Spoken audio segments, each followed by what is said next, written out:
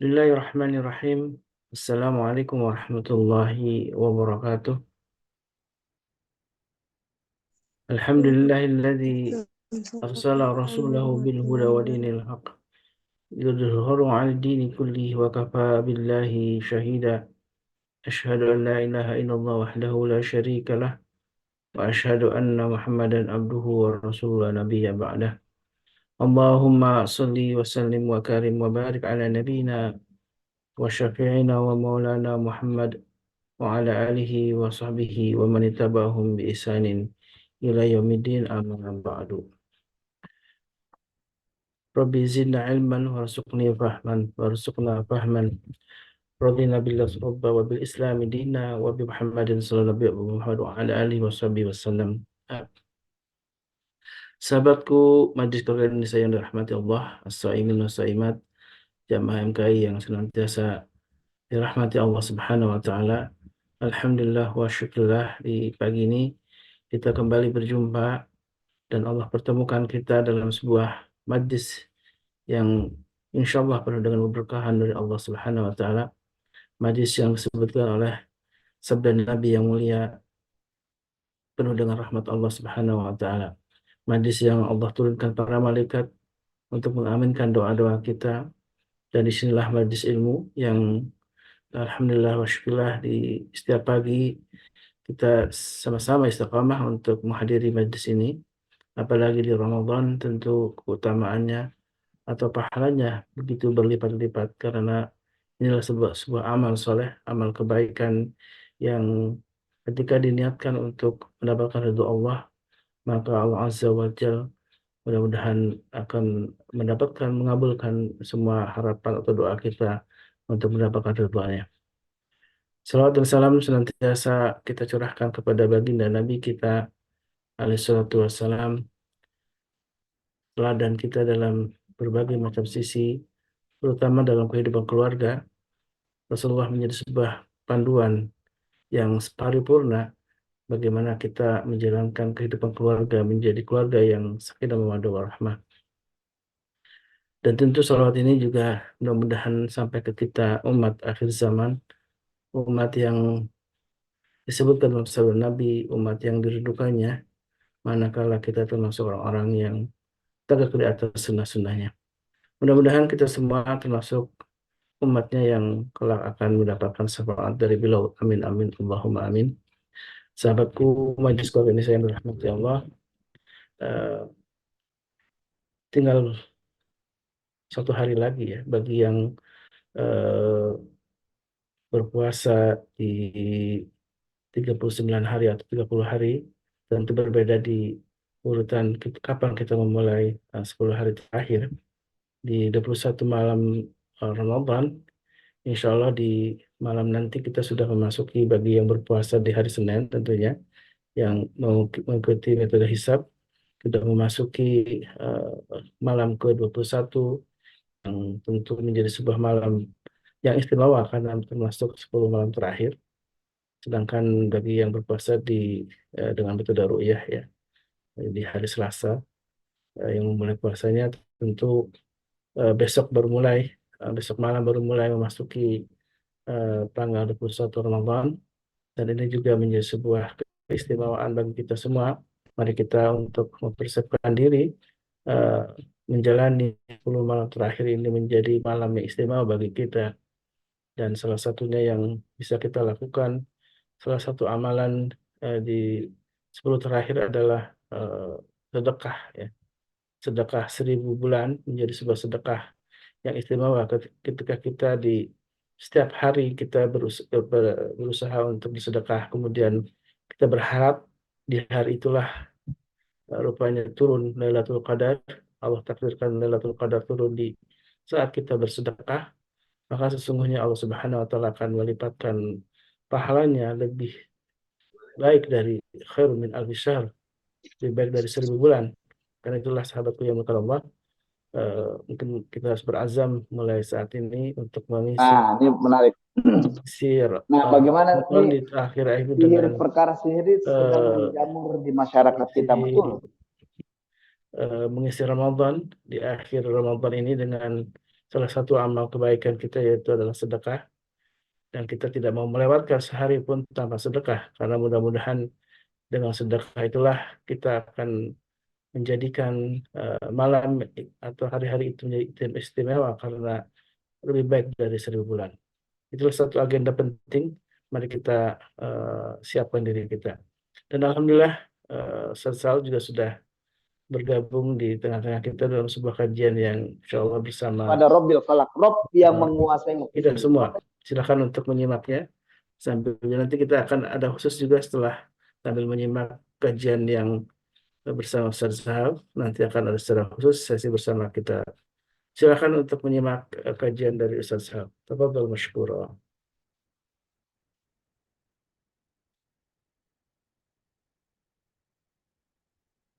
Ya.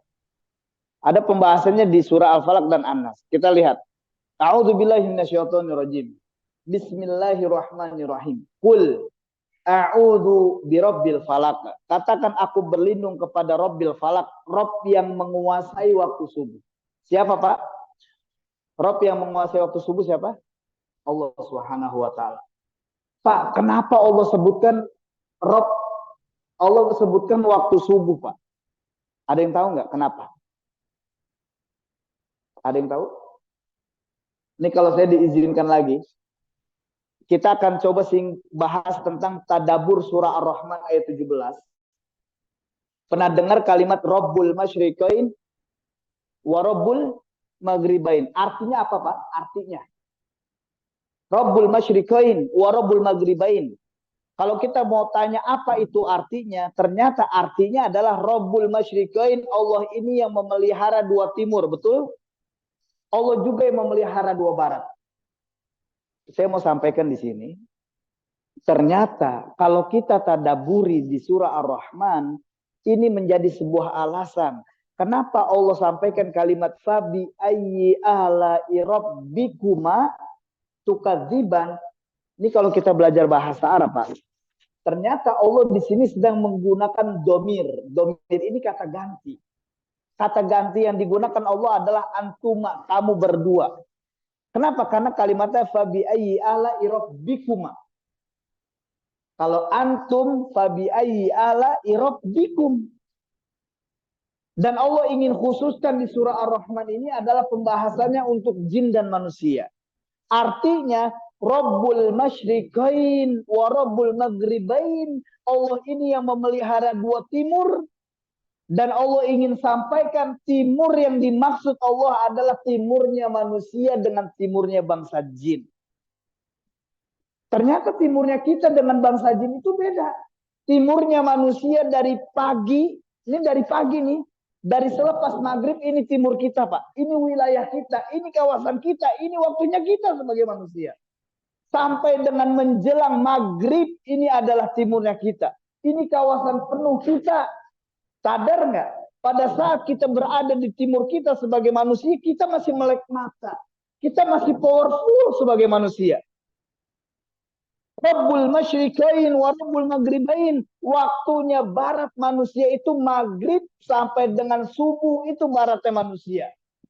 Makanya Allah sebutkan di surah An-Naba ayat yang ke-11, wa ja'alna laila libasa wa ja'alna an-nahara ma'asya. Allah jadikan malam sebagai libasa, tempat kita beristirahat. Kita udah lengah, kita udah capek, kita udah nggak bisa beraktivitas. Wa ja'alna an-nahara ma'asya. Di waktu siang kita ma'asya. Ma'asya ini mencari ma'isya, mencari nafkah, mencari rizki. Makanya kata Allah Subhanahu wa taala Rabbul Masyriqain wa Rabbul Maghribain. Allah ini yang memelihara dua timur dan juga Allah memelihara dua barat. Maksudnya adalah timurnya manusia dengan timurnya bangsa jin ini beda. Pagi adalah sampai dengan sore ini timurnya manusia, maghrib sampai dengan subuh timurnya untuk bangsa jin. Pernah dengar hadis Nabi Muhammad SAW ketika Rasulullah sampaikan, ketika azan maghrib berkumandang, tahanlah anak-anakmu. Pernah dengar ini? Tutup pintu rapat-rapat. Tutup makanan, tutup minuman. Kenapa? Karena kata Rasulullah SAW, ternyata maghrib adalah awal mula jin mengepakkan sayapnya. Maksud dari ayat ini apa? Kalau Allah sebutkan kul a'udzu birabbil falaq, aku berlindung kepada Rabbil falaq, Rabb yang menguasai waktu subuh, berarti subuh ini waktunya siapa, Pak? Waktunya bangsa jin. Makanya Allah mengajarkan kita subuh ini termasuk waktunya bangsa jin. Dan kita diajak berlindung kepada Allah Subhanahu wa taala. Untuk memudahkan ayat ini, zuhur dan asar, Pak. Pada saat kita sholat, Allahu Akbar. Di saat kita sholat, mohon maaf, kita keraskan suara atau enggak, Pak? Sir, kita enggak perlu keraskan, benar enggak? Bismillahirrahmanirrahim. Alhamdulillah. Kenapa kita enggak keraskan suara kita? Ternyata karena ini ada di wilayah kita, bangsa manusia. Ini kawasan penuh kita. Kita masih bisa menguasai diri kita secara penuh. Tapi pada saat waktu maghrib, isya, subuh kita mau sholat Allahu Akbar. Alhamdulillahi Rabbil Alamin. Ar-Rahmanir Rahim. Maliki Yaumiddin. Iyyaka na'budu wa iyyaka nasta'in. Kita harus keraskan suara kita. Kenapa kita keraskan suara kita? Karena kita masuk di wilayahnya bangsa jin. Kita nggak berdaya. Kita lengah. Kita harus keraskan suara kita. Kalau kita nggak keraskan, Pak, kita kalah. Sampai sini paham? Ini menjadi sebab kenapa Allah sebutkan kul a'udzu birabbil falaq. Sekarang saya lempar ke semua jamaah. Di surah Al-Falaq berapa kalimat, berapa Allah sebutkan kejahatan? Ada berapa kejahatan yang Allah sebutkan di surah Al-Falaq? Qul a'udzu birabbil falaq, katakan aku berlindung kepada Rabbil falaq, Rabb yang menguasai waktu subuh. Ini perlindungan satu. Kejahatannya ada berapa? Min syarri ma khalaq, dari kejahatan semua makhluk. Sebutin, Pak. Kejahatan itu apa aja? Pembunuhan, perampokan, pemerkosaan, pembegalan, itu kejahatan-kejahatan. Tapi Allah mengajak kita berlindung, cukup satu kali kalimat perlindungan. Qul a'udzu birabbil falaq. Min syarri ma khalaq wa min syarri ghasiqin idza waqab, dari kejahatan di malam gelap gulita. Kenapa Allah sebutkan kejahatan malam gelap gulita? Ternyata kita baru tahu malam ini adalah waktunya bangsa jin, dan disitulah kita kondisi sedang lengah. Kondisi kita nggak berdaya, makanya kita minta perlindungan sama Allah Subhanahu wa taala. Wa min syarrin nafatsati fil uqad, dari kejahatan wanita tukang sihir yang dia biasa meniupkan buhul-buhulnya. Saya tanya lagi, Pak. Yang menyihir Rasulullah siapa? Lelaki Yahudi, betul? Kenapa di sini di ayat ini Allah sebutkan wanita tukang sihir, Pak? Karena ditemani 3 orang putrinya. Ini alasan yang pertama. Alasan yang kedua, kenapa Allah sebutkan wanita tukang sihir? Kata para ulama, karena dulu di zaman Arab jahiliyah, para penyihir itu kebanyakan dari kalangan wanita. Pak, kita buktikan sekarang ya. Pernah dengar nggak istilah kakek sihir? Ya, kakek sihir pernah dengar nggak? Pernah dengar istilah kakek lampir? Nenek. Bukan kakek, nenek. Pernah dengar istilah ada kakek gayung, kakek gerondong? Yang kita dengar apaan? Nenek lampir, nenek sihir, nenek gerondong, nenek gayung. Kenapa? Wa min syarrin nafatsati fil uqad, dari kejahatan wanita tukang sihir. Dari banyak pengalaman yang saya temukan, ya, yang saya lakukan di lapangan, dari banyak pengalaman yang saya lakukan, kalau saya ketemu tukang sihir, dia ini laki, maka saya bisa pastikan kekuatan sihirnya masih belum penuh. Tapi kalau saya ketemu sihir, dia seorang perempuan, maka bisa dipastikan kuat sihirnya. Kenapa? Karena Al-Quran sebutkan itu. Wa min syarrin nafatsati fil uqad. Saya pernah ketemu di 2016 ya. Antara 2016 sampai 2017 saya lupa. Saya pernah datengin tukang sihir di daerah Aceh. Ini tepatnya di daerah Lamno. Lamno nih kalau kita buka sejarah, Lamno ini orang Aceh yang punya ciri-ciri bermata biru, berkulit putih. Karena ada keturunan Portugis.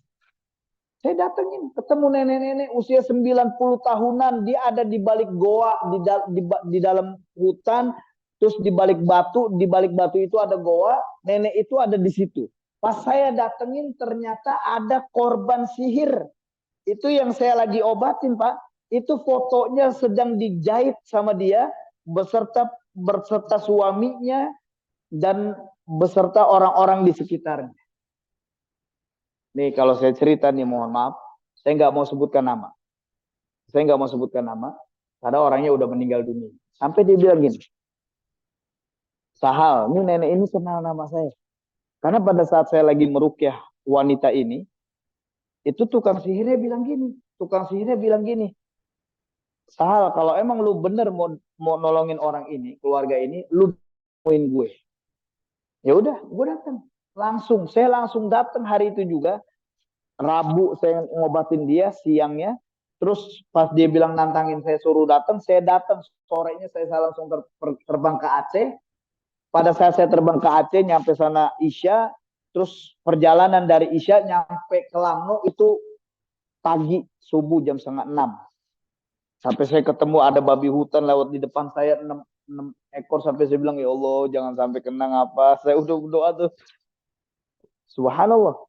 Tapi subhanallah izin Allah Subhanahu wa taala ternyata dia sebutkan nanti kalau saya cabut sihirnya maka orang ini akan meninggal dunia di tanggal segini, di bulan segini, tahun segini. Saya catat, saya telepon di sana video call, nih dengerin ya, dicatat subhanallah. Saya bilang kita nggak mau percaya dengan tipu daya sihir, tapi nenek ini benar bertobat. Usai dia bertobat dan lain-lain, sehingga ceritanya akhirnya di malam Jumat dia meninggal dunia. Wa min syarri nafasati fil uqad. Wa min syarri hasidin idza hasad, dari kejahatan pendengki yang berbuat dengki. Walaupun ada 4 kejahatan yang disebutkan sama Allah, tapi Allah mengajak kita berlindungnya cukup 1 kali. Berarti kejahatan dari luar yang begitu banyak, min syarri ma khalaq wa min syarri ghasiqin idza waqab wa min syarri nafasati fil uqad wa min syarri hasidin idza hasad, cukup 1 kali perlindungan yang kita minta sama Allah, qul a'udzu birabbil falaq. Cukup 1 kali berlindung kepada Allah. Walaupun 4 kejahatan nyerang kita. Saya kasih contoh, Pak. Pernah makan ikan nggak?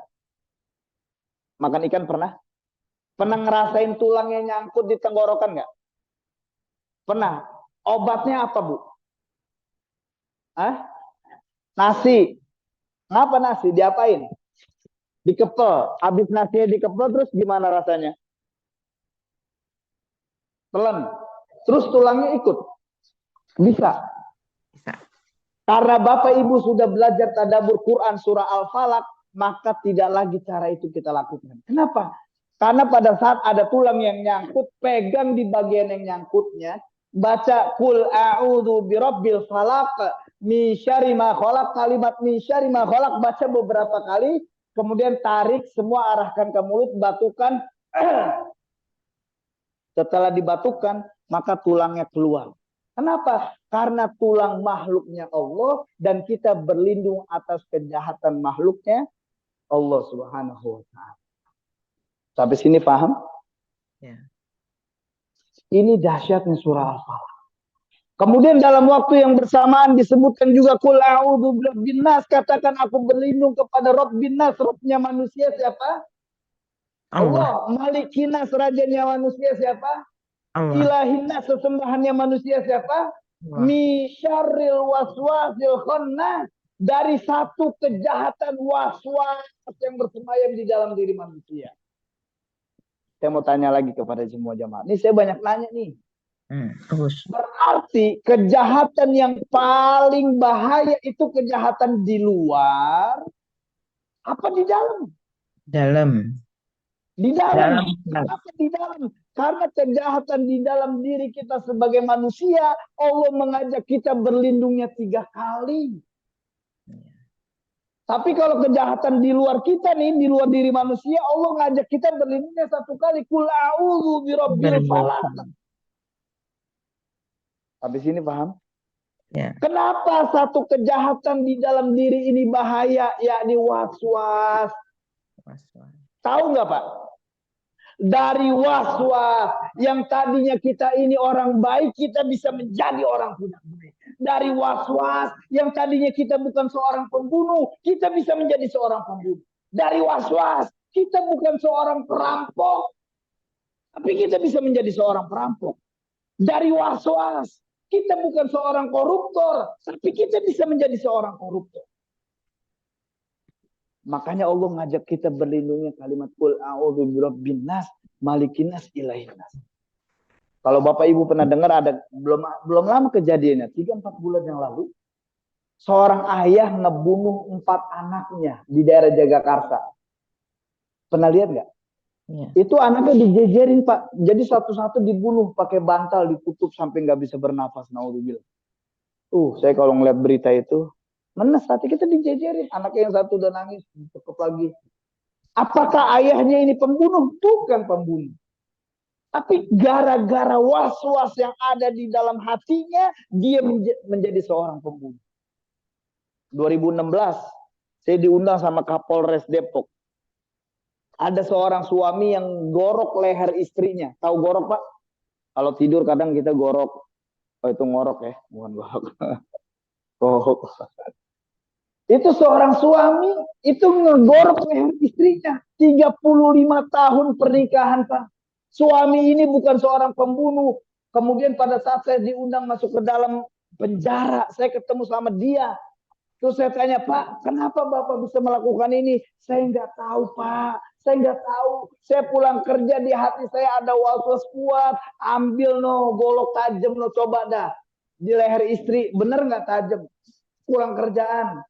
Nyobainnya ke leher istri, itu was-was. Dia bukan seorang pembunuh, tapi karena was-was dia menjadi seorang pembunuh. 2015 saya diundang sama KPK. Saya ketemu sama koruptor. Dia bukan seorang koruptor. Kenapa? Karena pas cerita kesehariannya sholat 5 waktu di masjid. Kesehariannya banyak memberikan harta-hartanya, infak-infak terbaiknya untuk masjid, untuk anak orang miskin, anak-anak yatim. Tapi karena was-was, ambil kapan lagi kesempatan kayak gini. Karena was-was, dia bukan seorang koruptor, tapi was-was lah yang membuat dia menjadi seorang koruptor. Qul a'udzu birabbin nas, malikin nas, ilahin nas. Makanya ketika pertanyaan Pak Erwanto tadi bilang, lantas bagaimana ketika sihir ini semakin menjamur? Terus kita berjaga, berlindung kepada Allah dengan apa? Qul huwallahu ahad, Allahus samad, lam yalid wa lam yulad, wa lam yakul lahu kufuwan ahad. Kemudian baca qul a'udzu birabbil falaq, min syarri ma khalaq, wa min syarri ghasiqin idza waqab, wa min syarri nafasati fil 'uqad, wa min syarri hasidin idza hasad. Baca lagi qul a'udzu birabbin nas, malikin nas, ilahin nas, min syarril waswasil khannas. Alladzi yuwaswisu fi sudurin nasi minal jinnati wan nas. Tiup 3 kali ke telapak tangan kita. Kata para ulama, kalau bisa tiupannya seperti ada ludahnya dikit. Dikit aja, jangan huekcu, jangan. Dikit aja Pak. Kalau huekcu udah beda lagi tuh ceritanya telapak tangannya. Cukup kita berikan semburan dikit, langsung usapkan ke seluruh tubuh kita. Ini cara diri kita untuk meruqyah supaya kita terhindar dari banyak serangan-serangan sihir yang menyerang kita semuanya. Sampai sini paham? Alhamdulillah. Jam 6 masih ada pertanyaan-pertanyaan yang kita akan lempar ke jamaah yang mau tanya. Ibu-ibu boleh tanya Bu? Boleh. Yang mau nanya. Baik. Ya Pak.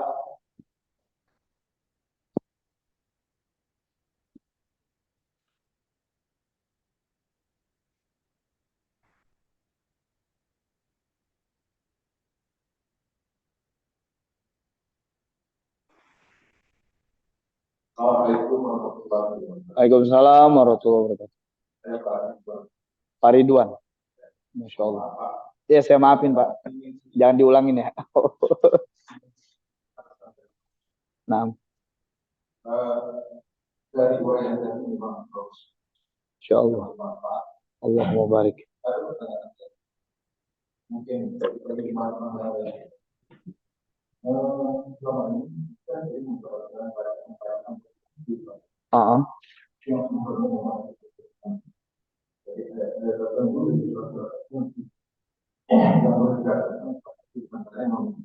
iya, iya. Nahlu.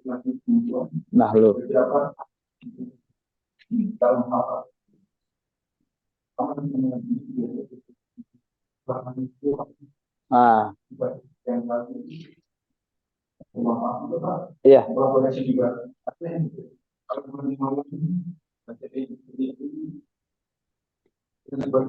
Oke.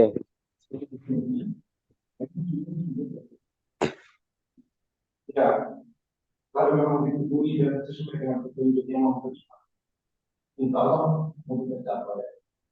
Pertanyaannya bagaimana Ustaz itu termasuk klasifikasi sihir itu kenapa? Oke, ini pertanyaan bagus. Terima kasih Pak. Ya, sama-sama Pak Ridwan. Assalamualaikum warahmatullahi wabarakatuh.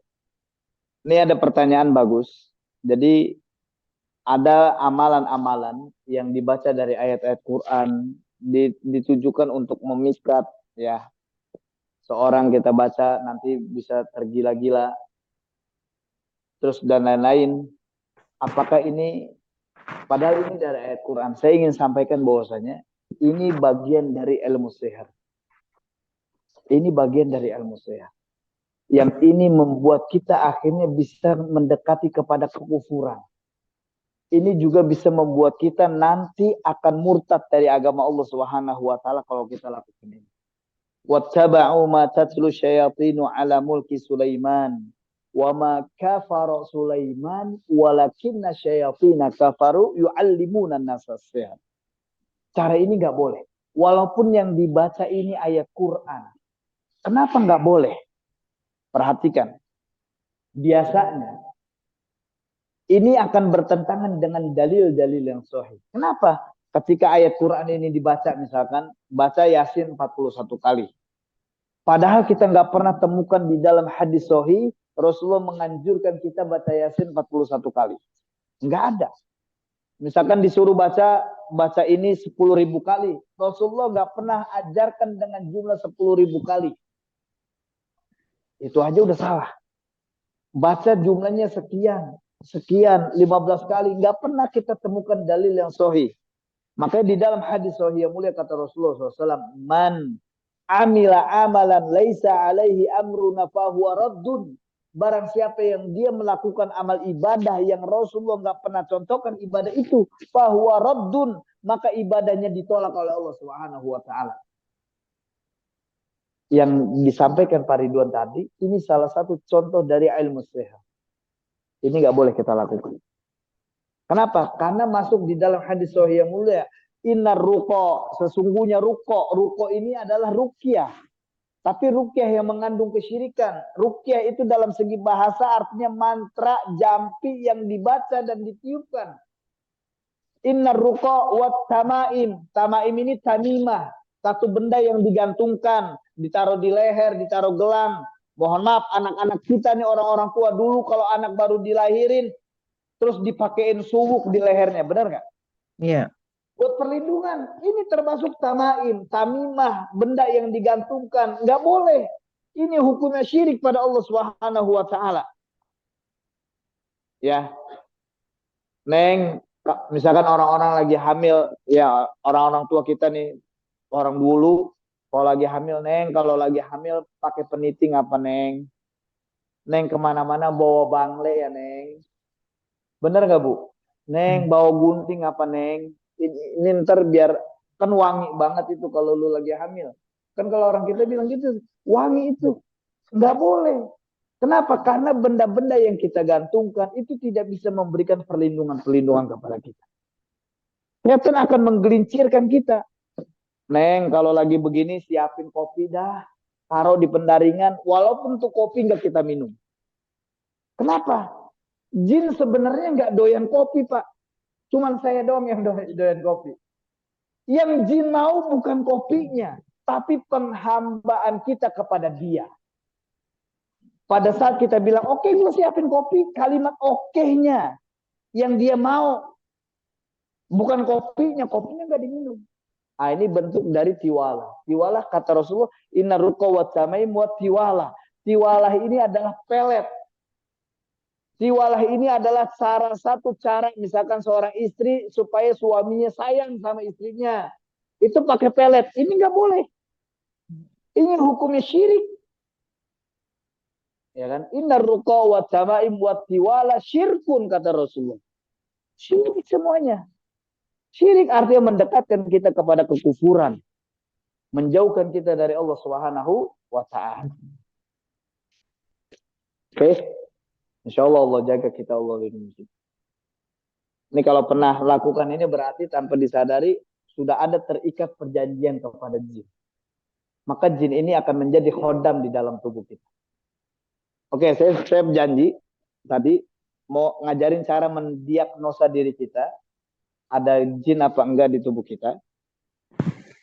Coba lempengin kakinya, Pak. Lempengin tuh kalau bahasa Indonesia yang baik dan yang mendingan dilurusin. Iya. Melonjor. Lurusin. Boleh jamaah Majelis Keluarga Indonesia kalau mau ikutan boleh. Lurusin, kemudian lihat di 10 jarinya, Pak. Perhatiin. Lengkap nggak? Takutnya jempol semua kan kita nggak tahu. Jarang liatin kaki, tapi itu jempol semua. Pokoknya lurus. Nih, mohon maaf ya, saya kasih contoh. Bentuknya kayak bentuk V ya, Pak. Kayak huruf V. Jadi antara tumit dengan tumit nempel. Ditempelin. Digabung. Jangan dipisah ya, Pak. Nanti bisa kangen, apalagi pisahnya jauh. Oke. Setelah gitu, perhatikan di 10 jarinya, Pak. Kita baca Al-Fatihah. Fokus ya. Nanti ada sesuatu yang dirasain nggak nyaman. Entah kaki kanannya, kaki kirinya tiba-tiba jempolnya, ibu jarinya mungkin kelihatan besar. Ibu-ibu juga boleh ikutin, Bu. Ya. Kita baca surah Al-Fatihah.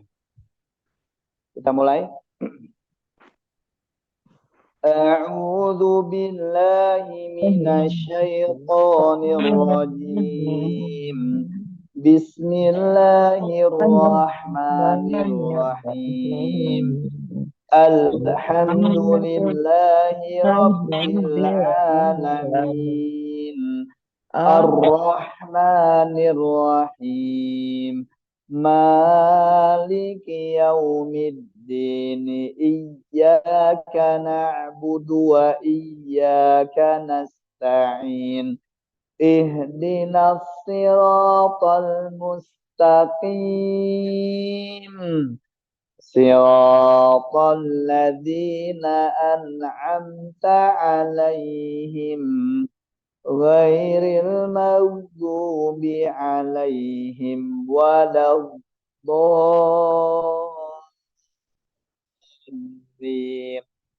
Amin. Ada yang berasa? Coba angkat yang kanan, angkat, lepasin, angkat yang kiri. Lebih berasa kanan apa kiri? Lebih berat yang kanan apa yang kiri? Kanan ya. Terus ada yang berasa gemeter nggak? Kesemutan? Ada? Siapa? Gemeter? Oke. Ada yang berasa di antara kaki tengah-tengah terus kayak mendekat atau berasa besar? Terus ada yang berasa kesemutan? Kanan apa kiri? Pak Ridwan berasa apa, Pak? Hah? Belum. Apa? Agak kesemutan kan? Sebelah kiri. Ah, ada yang berasa dingin.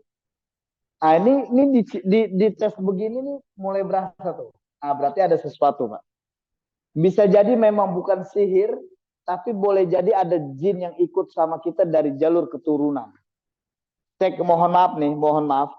Kalau jalurnya kanan, silakan diperiksa dari jalur ayah. Ayah punya orang tua, berarti kan kakek nenek kita ya. Cek dari jalur ayah, kemudian orang tuanya kakek nenek dulu pernah punya apa? Atau ayahnya dulu pernah belajar bela diri tenaga dalam nggak? Atau ayahnya dulu pernah datang ke dukun nggak? Lain-lain. Kalau jalurnya kiri yang dirasa itu jalur ibu. Boleh dicek, Pak. Ini cara sederhana mendiagnosa. Nanti kita ketahui itu lebih dalam. Ini nanti pas ditelusuri lagi ada sihir enggak dan lain-lain. Ini karena waktu kita singkat ya. Waktu singkat, insya Allah kita bisa ketemu di lain kesempatan. Mungkin kita bahas lebih dalam tentang sihir. Apa itu sihir? Atau kita bongkar sihir putih. Yang banyak orang kejebak. Tadi yang disampaikan sama Pak Ridwan itu sihir putih. Salah satu contoh sihir putih. Jadi dibalut dengan ayat Quran. Boleh kan ayat Quran yang dibaca. Itu sihir putih. Terus juga sihir putih seperti orang berobat ya, datang ke Ning Siti Nampi. Pernah tahu Pak Ning Siti Nampi? Itu dukun, Pak.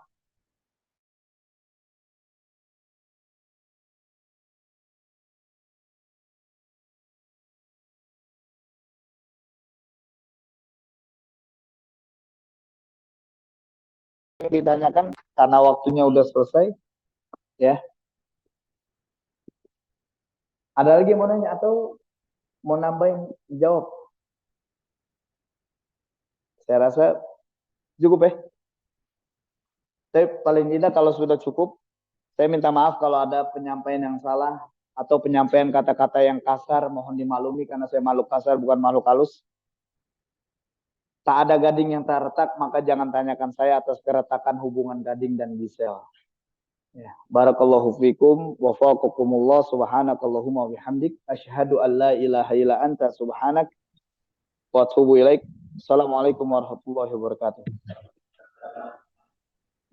Waalaikumsalam warahmatullahi wabarakatuh.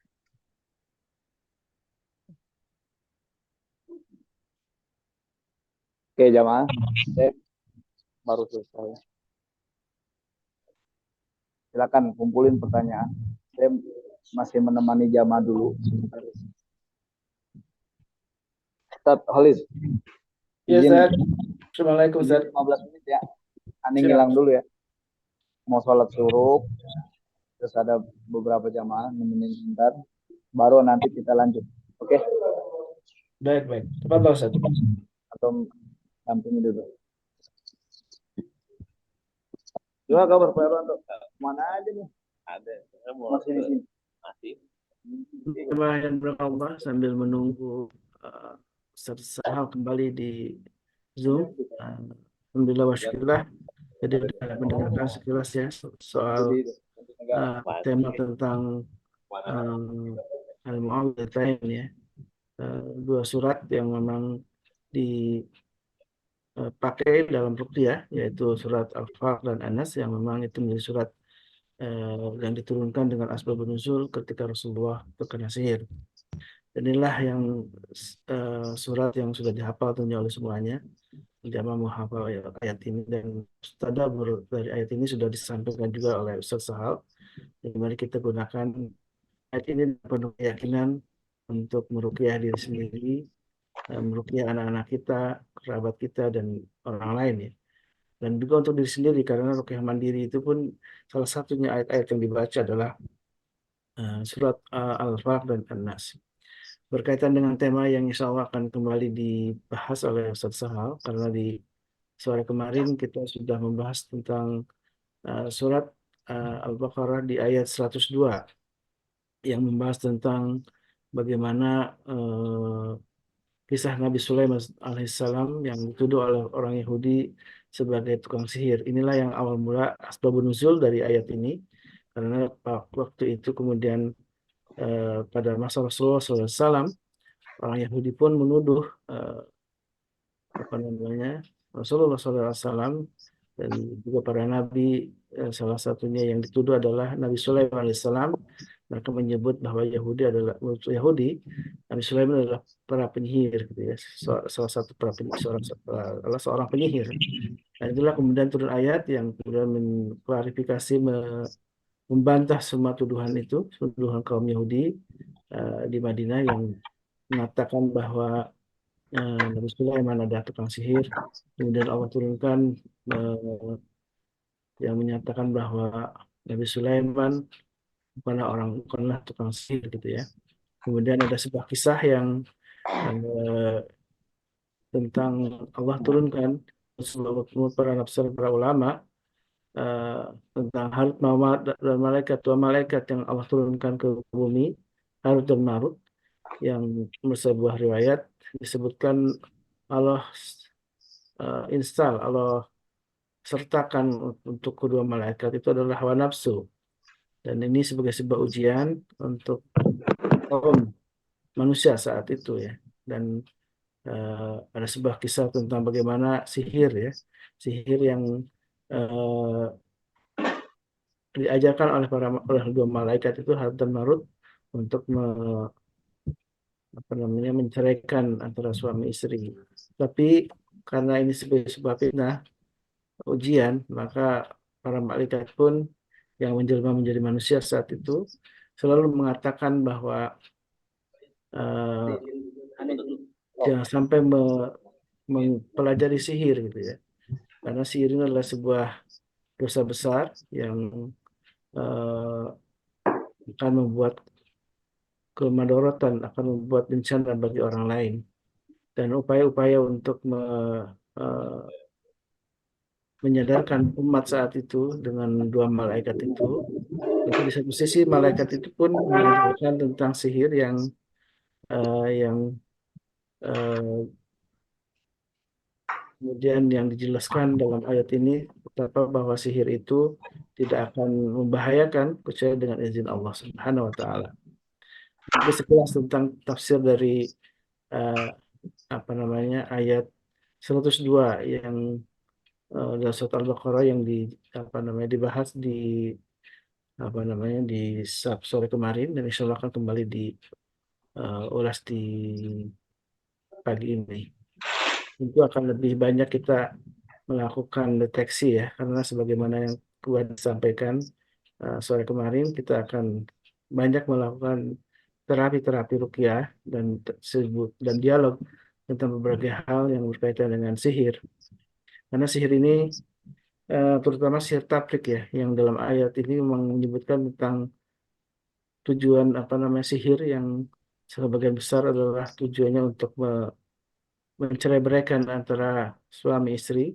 Dan kalau kita lihat dari salah satu sabda Nabi SAW tentang sihir tafrik ini, termasuk memang yang digunakan oleh setan dari kalangan bangsa jin untuk merusak keharmonisan rumah tangga.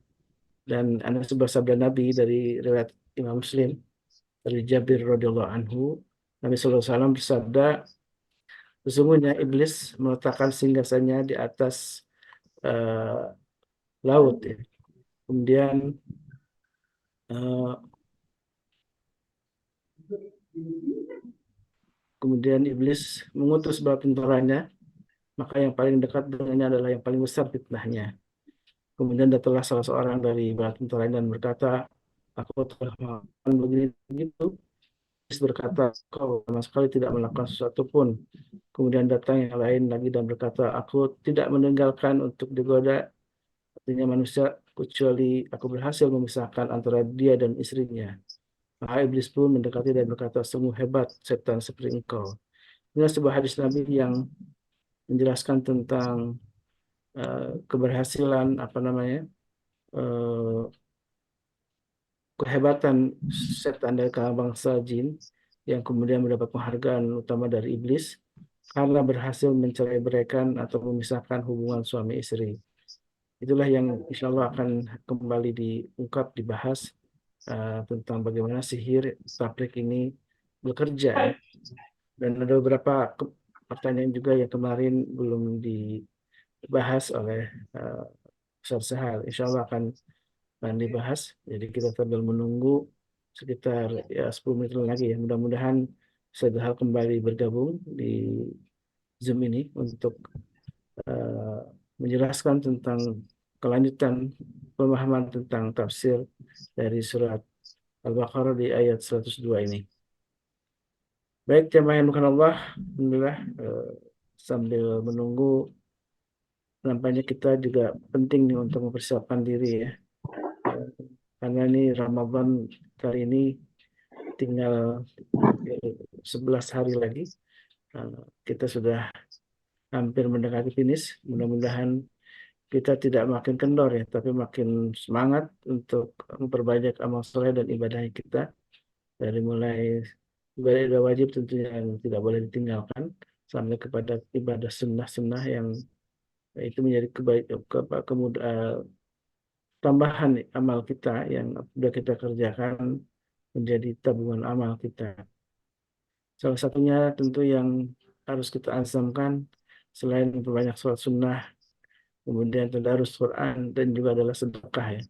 Sedekah di 10 malam terakhir, 10 terakhir ini mudah-mudahan menjadikan ibadah kita makin besar pahalanya karena bertepatan Baik, dengan Lailatul Qadar yang disebutkan dalam Al-Quran, khairun min alfi syahr, lebih baik dari 1000 bulan.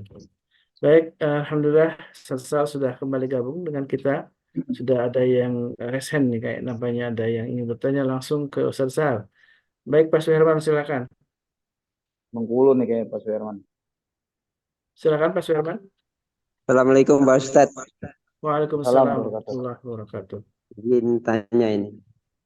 Ya, Eh, Sebenarnya sangat menarik ini kajian materinya. Eh, yang sering kita temui itu terkadang ada eh, apa ya? Sering dilakukan itu pembacaan ayat Al-Quran di air putih gitu. hmm, Nah, itu apakah termasuk sihir juga itu, Ustaz? beda. Kalau itu beda.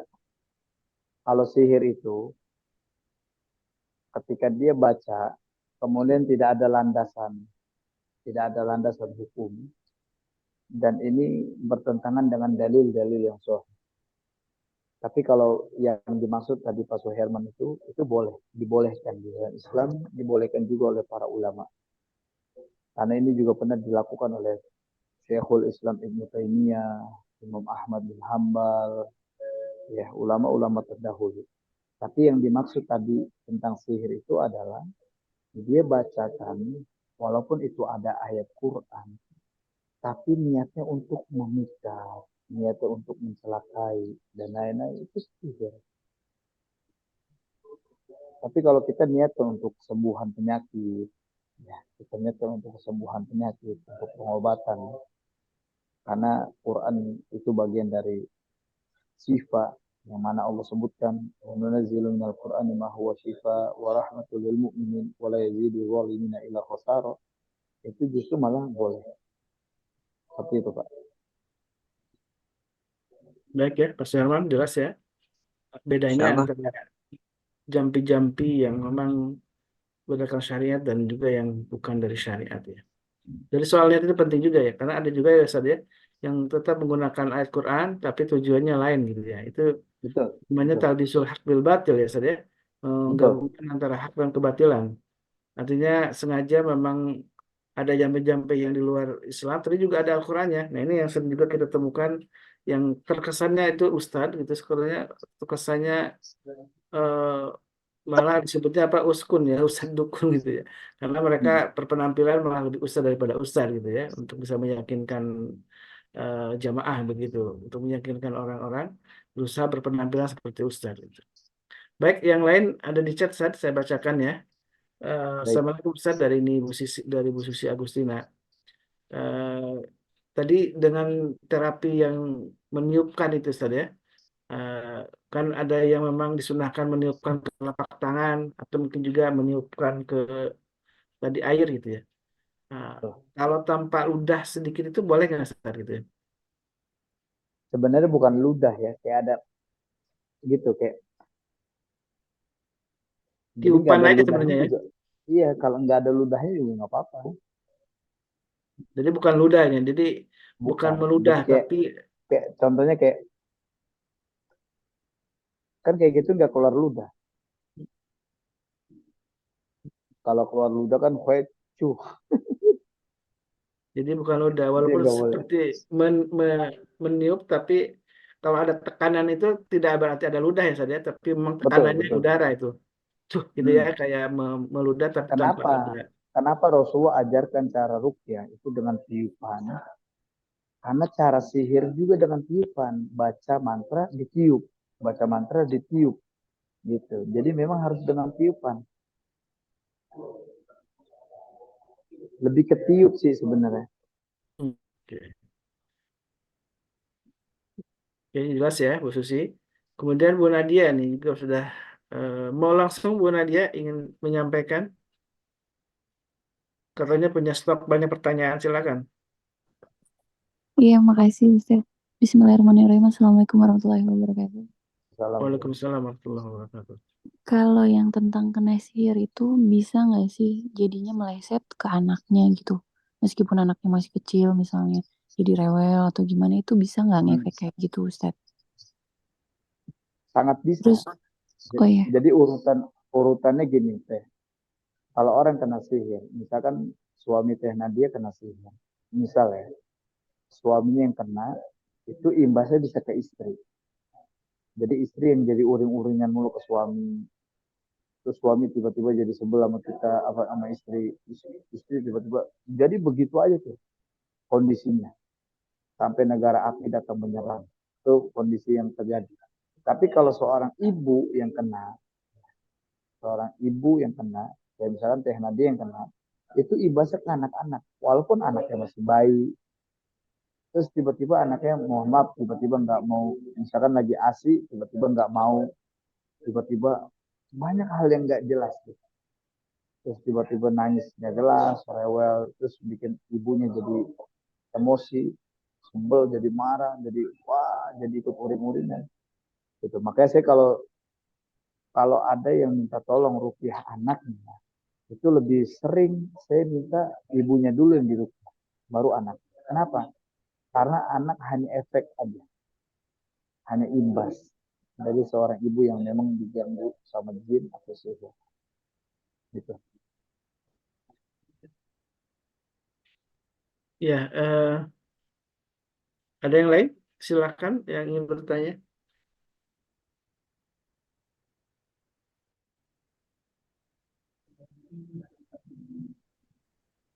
Pak Huseri, silakan Abah.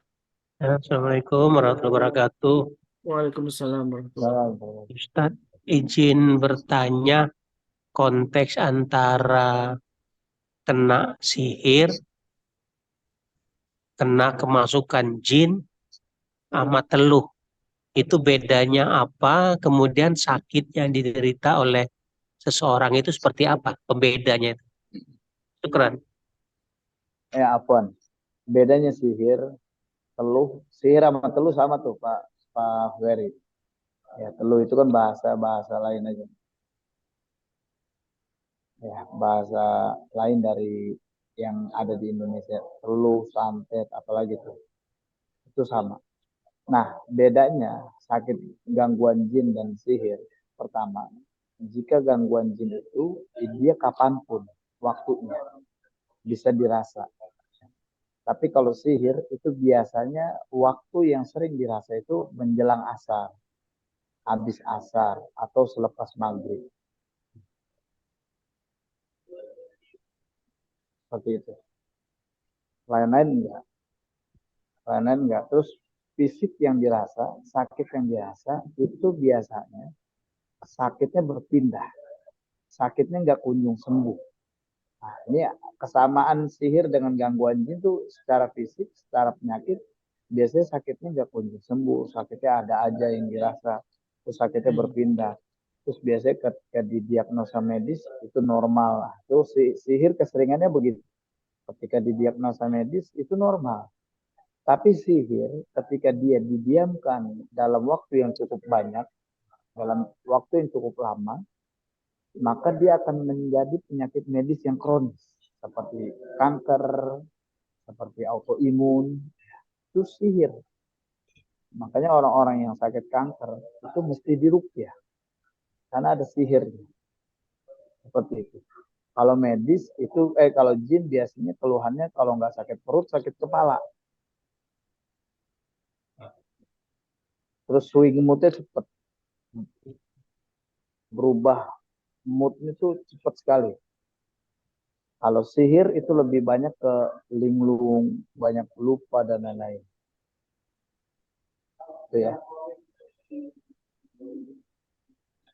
Oke. Jelas ya Pak Baik, apa? syukran. Bu Syukran. Nirwana, Bunda Nirwana Wah. silakan.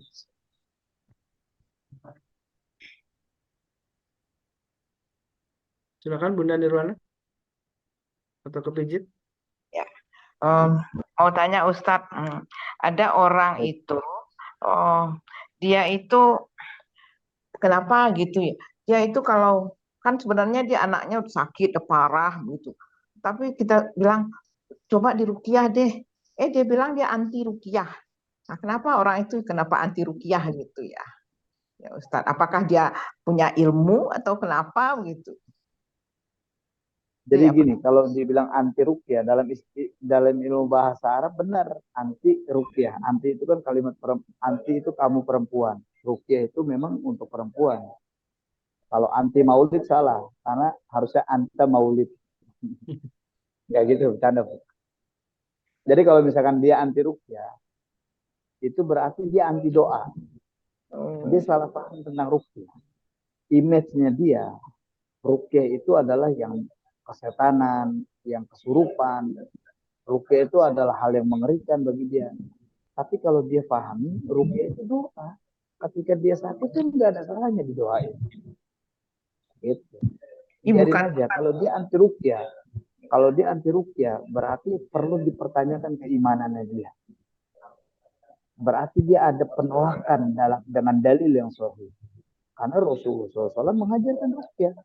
Rasulullah juga diruqyah, Rasulullah minta ruqyah. Biasanya mohon maaf.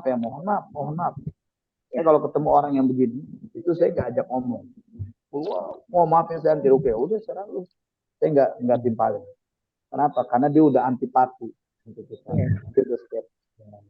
Anti ruqyah sama dengan anti Rasulullah berarti Ustaz ya? Iya, ibu mau jelasin panjang lebar, ya berarti dia menolak. Iya. Berarti dusta ketika dia bilang saya ini ikutin sunnah Nabi. Dusta. Dusta itu semua yang diajarkan Nabi, nggak dipilih-pilih, bukan kayak prasmanan. Kita nggak suka kentang, kita nggak ambil, nggak gitu. Jadi bukan orang itu barangkali punya ilmu yang jelek gitu. Enggak.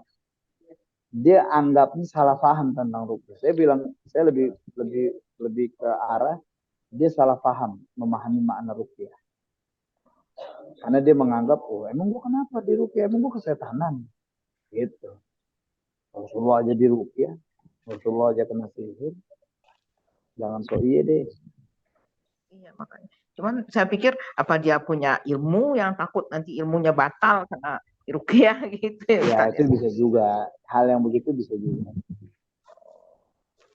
Bisa. Baik, Karena kan anggapnya dia kalau di ruqyah nanti rontok ilmu. Bisa juga yang begitu. Iya. Ya. Terima kasih Ustaz. Ustaz ada pertanyaan dari Bu Yani ya, Hong Kong nih. Dari Hong Kong. Dari Hong Kong. Ini soal ini zikir atau salawat yang dibatasi jumlahnya. Ini bagaimana menurut Islam? Pertama, yang terus lanjutannya, sebenarnya zikir yang jumlah zikir yang di minimal atau berapa sih itu jumlah yang disyariat itu?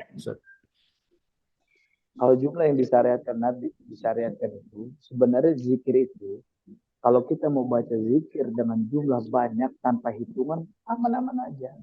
Wasabbihu bukrata wa asila. Kita boleh baca zikir pagi dan petang.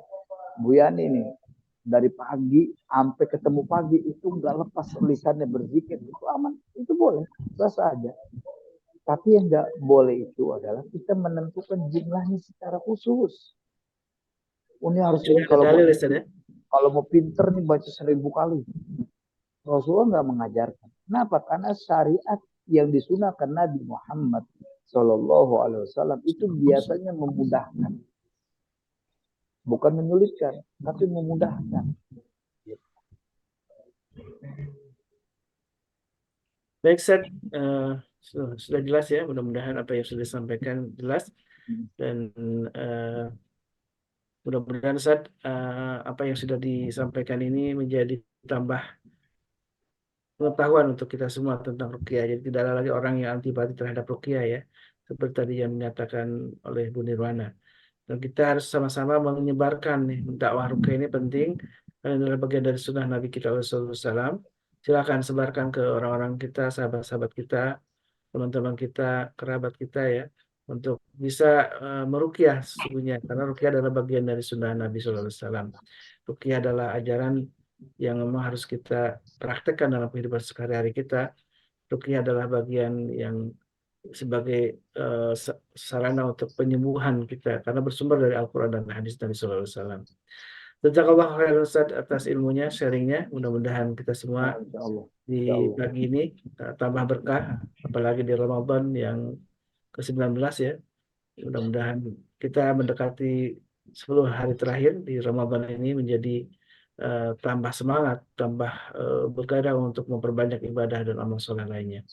Baik, jemaah yang dimuliakan Allah, mari kita tutup majlis ini dengan doa kafatul majlis. Subhanakallahumma wa bihamdika asyhadu an la ilaha illa anta astaghfiruka wa atubu ilaik. Ana wa iyyakum wabillahi taufiq wal hidayah. Wassalamualaikum warahmatullahi wabarakatuh. Waalaikumsalam. warahmatullahi wabarakatuh. Kita semua barakallahu fiikum. اللهم ارحمنا بالقرآن واجعله لنا إماما ونورا وهدى ورحمة. اللهم ذكرنا منه ما نسينا وعلمنا منه ما جهلنا وارزقنا تلاوته آناء الليل وأطراف النهار واجعله لنا